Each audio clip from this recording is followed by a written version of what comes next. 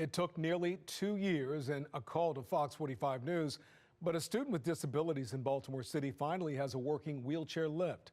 As Project Baltimore's Chris Papps reports, there are still many unanswered questions concerning why it took the school system so long to get that lift working. Jameson, is your wheelchair lift working? Yeah. Are you excited? Yeah. This is the moment Jameson Lewis has waited for nearly 2 years. What are you most excited about to go upstairs to? To the library and art. Jameson has a genetic disorder called CMT, Charcot-Marie Tooth Disease, that's largely confined this 9-year-old to a wheelchair.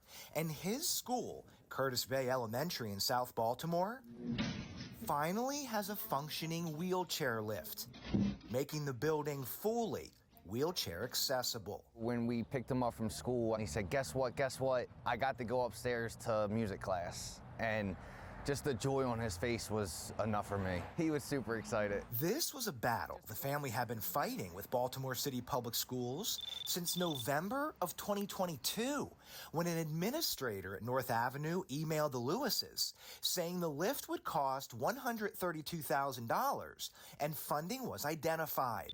In March of 2023, that same administrator wrote saying the lift will be installed by Monday, May 22nd, 2023. 561 days after that date, when the lift was still not working, the family contacted Project Baltimore. It's sad that I had to reach out for help to get it done when I was in contact with all these people to get it done.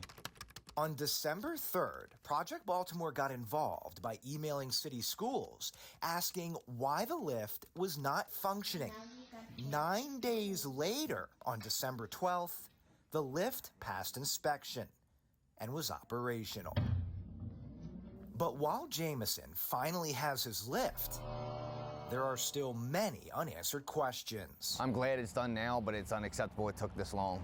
I would still like to know who's accountable for this and what do they plan on doing about it. City Schools continues to decline our request for an interview to discuss the lift, but we have received regular email communication.